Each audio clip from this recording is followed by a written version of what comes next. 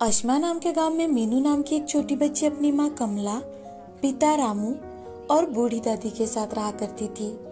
मीनू अपने माँ पिता की एकलौती संतान थी। मीनू के माँ पिताजी मजदूरी कर अपना और अपने परिवार का पेट पालते थे। मीनू दिखने में काली थी, लेकिन पढ़ाई में वह हमेशा ही अव्वल रहा करती थी। अब मीनू 8वीं कक्षा में थी। उसकी पढ़ाई की जिज्ञासा इतनी ज्यादा थी कि अब गांव में उसे अपने सवालों के जवाब मिलना कठिन हो चुका था। तो एक दिन मीनू की टीचर रामू से, रामू, तुम्हारी बिटिया बहुत होशियार है, लेकिन इस छोटे से गांव में उसके गुणों का कोई महत्व नहीं बचेगा। तुम मीनू की पढ़ाई के लिए उसे शहर भेजो, ताकि उसकी अच्छी पढ़ाई हो और उसकी जिज्ञासा पूरी हो। लेकिन जनाब, आप तो जानते हो, हम मजदूरी करते हैं, ये सब हम कैसे कर पाएंगे।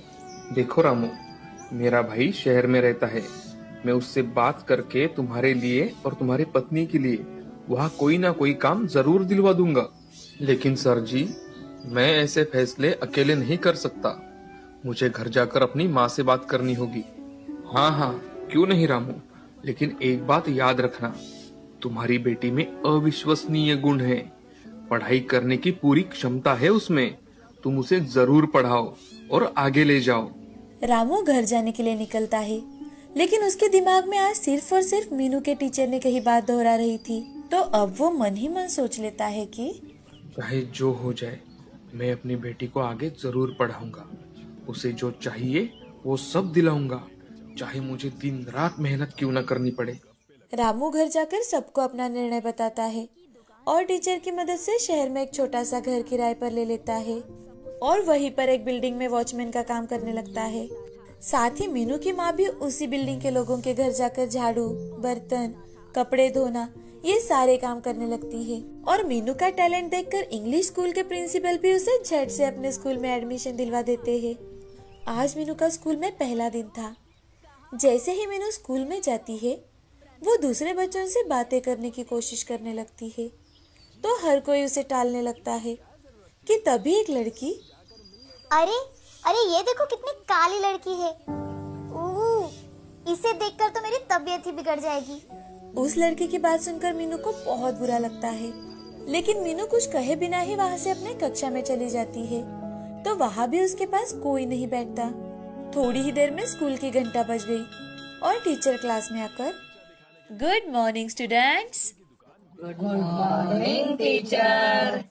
अब मीनू हर रोज स्कूल जाती और पढ़ाई करती, लेकिन जब भी टीचर कोई सवाल पूछती और मीनू जवाब देने के लिए हाथ ऊपर करती, तो मीनू की टीचर उसे देख अनदेखा कर देती और किसी और से जवाब पूछती थी। एक दिन की बात है, टीचर ने बच्चों को साइंस का एक सवाल पूछा। क्लास में इस सवाल का जवाब मीनू के अलावा किसी और को पता ही नहीं था। मीनू ने बड़े ही उत्साह के साथ अपना हाथ ऊपर उठाया कि तभी टीचर, किसी को नहीं आता जवाब? टीना, रघु, कोई नहीं जानता इस सवाल का जवाब? अरे बताओ। टीचर टीचर, मैं बताऊं? कोई जरूरत नहीं है। टीचर के ऐसे कहते ही मीनू उदास होकर चुपचाप अपने जगह बैठ जाती है कि तभी miss school of the year के कंपटीशन की नोटिस आती है। तो एक लड़का धीरे से, टीचर, इसमें तो मीनू को ही भाग लेना चाहिए ना। लड़के के ऐसे कहते ही सभी बच्चे तथा टीचर भी हंसने लगती है। अब मीनू दिन ब दिन उदास रहने लगी, तो उसका पढ़ाई पर असर होने लगा।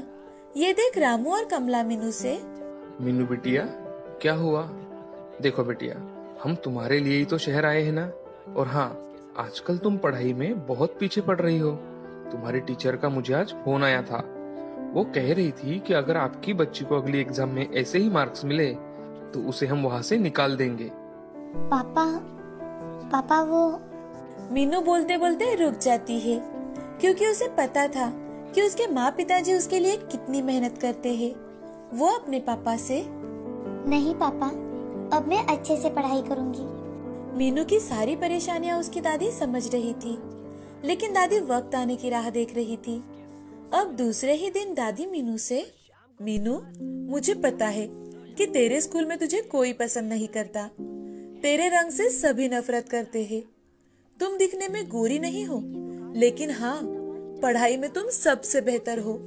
देख लेना, आज नहीं तो कल पूरा स्कूल तुमसे दोस्ती करना चाहेगा। तुम सिर्फ और सिर्फ मन लगाकर अपनी पढ़ाई करो, बाकी की बातों पर ध्यान मत देना बेटा। दादी की बातों से मीनू अब बहुत ज्यादा प्रेरित हो जाती है और मन लगाकर अपनी पढ़ाई करने लगती है और धीरे धीरे वो फिर से अपने आप को काबिल बनाने लगी। मीनू मोबाइल के जरिए हर एक सवाल का जवाब ढूंढने लगी।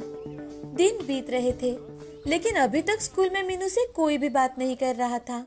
ऐसे ही एक दिन क्लास में एक नोटिस आती है, स्टेट लेवल पर क्विज कंपटीशन होने वाला है, तो स्कूल से सबसे होशियार बच्चे को ही भेजा जाएगा। जो भी इस कंपटीशन में पार्टिसिपेट करना चाहता हो वो स्कूल के बाद हॉल में आ जाए।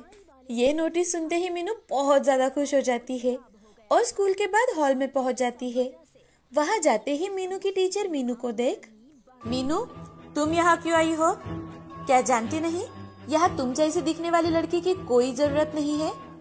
टीचर, यहाँ तो क्विज कंपटीशन की टेस्ट चल रही है ना, कि miss school of the year की। अच्छा, तो अब तुम मुझसे बहस भी करना चाहती हो? टीचर और मीनू की बात चल रही थी कि तभी स्कूल के प्रिंसिपल वहाँ आते हैं और वो मीनू से, अरे तुम मीनू हो ना? अच्छा किया इस कंपटीशन के लिए अपना नाम लिखवा दिया। स्कूल का नाम रोशन करना बिटिया। चलो अंदर चलो। प्रिंसिपल के ऐसे कहते ही मीनू की टीचर की बोलती बंद हो जाती है और मीनू प्रिंसिपल के साथ हॉल में चली जाती है। वहाँ जाकर मीनू सबको अपने ज्ञान से चकित कर देती है। उसका ये टैलेंट देख मीनू को उसके चेहरे से नफरत करने वाला हर एक बच्चा उसकी ओर देखता ही रह जाता है। अब मीनू स्टेट लेवल पर होने वाली कंपटीशन में भी फर्स्ट आती है। मीनू के माँ पिताजी भी अपनी बेटी की तरक्की देख बहुत ज्यादा खुश हो जाते हैं।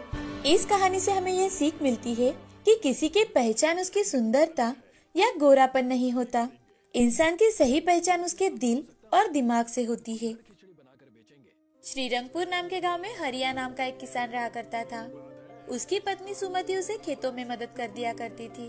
हरिया के परिवार में उसकी बेटी सुधा और बेटा राम, ऐसे 2 बच्चे थे। उनका परिवार हंसी खुशी अपना जीवन व्यतीत कर रहा था। हरिया एक बार खेतों में जाने के लिए निकला तो सुमति हरिया से, सुनिए जी, आज घर लौटते समय राशन लेते आना, घर का सारा राशन खत्म हो गया है। ठीक है, मैं घर आते समय लेकर आऊंगा। आप आगे चलिए, मैं थोड़ी ही देर में घर के सारे काम कर खेतों में आती हूँ। अच्छा ठीक है। हरिया खेतों में जाकर अपने काम कर रहा था कि तभी सुमति वहाँ आकर उसे खेतों में मदद करने लगती है। कुछ ही दिनों बाद बारिश का मौसम शुरू हो जाता है। हरिया और सुमति खेतों में काम कर घर लौट आते हैं। उस दिन बहुत तेज बारिश थी और तेज बारिश के कारण सभी खेतों में पानी भर जाता है। खेतों में जो भी लगाया हुआ था वो सब खराब हो गया था। अब हरिया और सुमति के खाने के भी लाले पड़ने लगे। हाय रे मेरी फूटी किस्मत, इस साल खेतों में तो बाढ़ की वजह से सब चला गया। अब हम क्या करें? हमारा गुजारा कैसे होगा? मुझे भी यही चिंता खाए जा रही है। घर में राशन भी लगभग खत्म होने को है। सुमति, अब तो मैं किसी से पैसे भी नहीं मांग सकता, पहले ही कर्जा ले चुका हूँ। उन दोनों की बातें उनकी बेटी सुधा सुन लेती है और सुधा अपने पिताजी से, पिताजी, मैं आपके पैसों की तो कोई सहायता नहीं कर सकती, लेकिन मेरे पास एक अच्छा सुझाव है, शायद आपको पसंद आए। कैसा सुझाव बिटिया? हमारा तो दिमाग काम करना ही बंद हो चुका है, अब तुम ही बताओ कुछ। पिताजी, आपको याद है आपने एक बार घर में मटके में चिकन बनाया था, जो कि बड़ा ही स्वादिष्ट था। मैंने तो आज तक ऐसा चिकन कभी नहीं खाया। क्यों ना आप मटका चिकन बेचना शुरू कर दे, इससे हमारी सारी प्रॉब्लम खत्म हो जाएंगी। तुम्हारा विचार तो बहुत अच्छा है, मगर बिटिया हमारे पास इतने पैसे नहीं हैं और हम वो चिकन कहाँ बेचेंगे? यहाँ गांव में कौन हमसे मटन चिकन खरीदेगा? उनकी बातें सुन राम हरिया से कहता है, पिताजी, सुधा ठीक कह रही है। हमारे गांव के बाहर हाईवे है, वहाँ बहुत सारे लोग आते जाते हैं। अगर हमने वहाँ रोड के साइड में दुकान डालकर मटका चिकन बेचना शुरू किया तो हमें ग्राहक भी मिलेंगे और हमारे घर की सारी समस्याएं भी मिट जाएगी। मुझे भी बच्चों की बात बिल्कुल सही लगी। वैसे भी एक प्रयास करने में क्या हर्ज है। ठीक है, मैं कल जाकर अपनी जगह देख कर आता हूँ।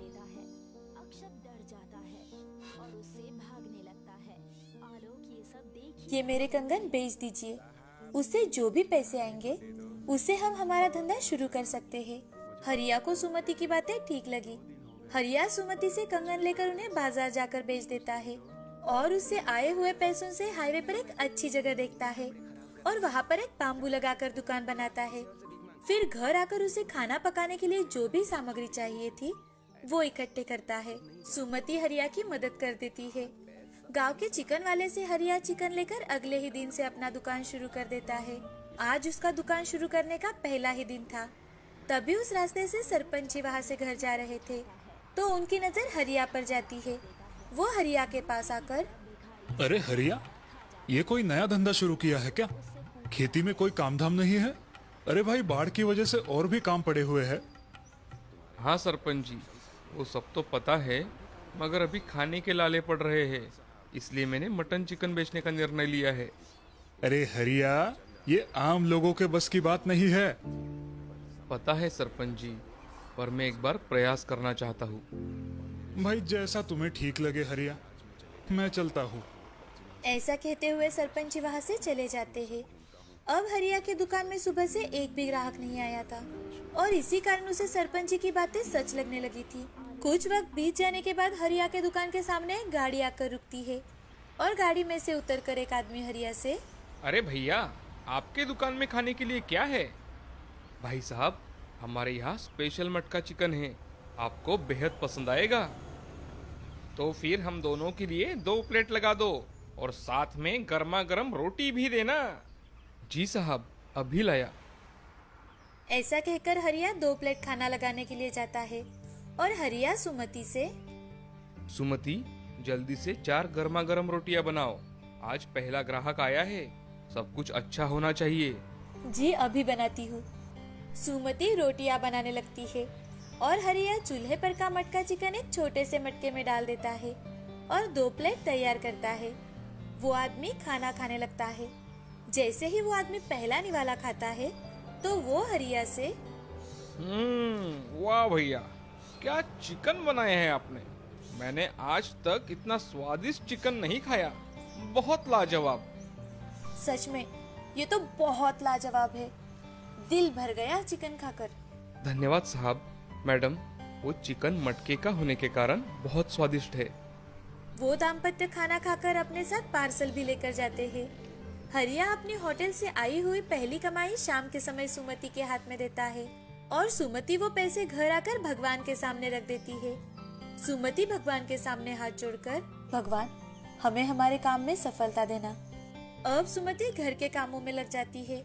आज हरिया और सुमति बड़े ही खुश थे। अगले दिन दोनों ने जल्दी जल्दी सभी काम किए और फिर सुबह ही मटका चिकन दुकान पर तैयार रखा।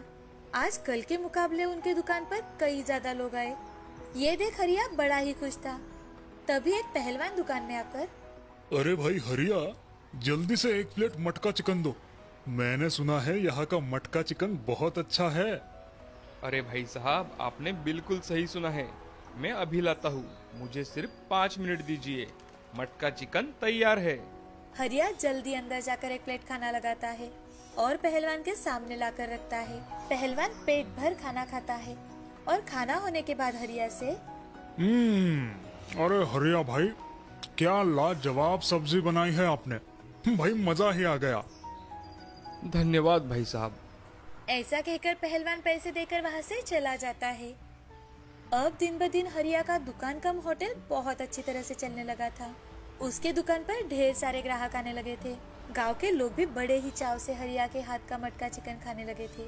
बड़े बूढ़ों से लेकर बच्चों को भी हरिया के हाथ का चिकन बेहद पसंद आने लगा था। अब हरिया ने जल्द ही अपनी छोटी सी दुकान एक छोटे से होटल में बदल डाली। उसके साथ सुमति भी कंधे से कंधा मिलाकर काम करने लगी। उनका परिवार अब बड़ा ही खुश था। हरिया और सुमति ने अपने खेतों को भी अच्छा बनाया था, जो कि बाढ़ की वजह से पूरा खराब हो गया था। अब उनके घर में खुशहाली ही खुशहाली थी। हरिया ने अपने आप पर भरोसा रखकर अपना काम पूरी ईमानदारी के साथ किया और अब वो गांव का एक प्रतिष्ठित व्यक्ति माना जाता था। हरिया जरूरतमंदों की हमेशा मदद कर दिया करता था। इस कहानी से हमें ये सीख मिलती है कि कड़ी मेहनत के बलबूते पर हम हमेशा सफलता हासिल कर सकते हैं।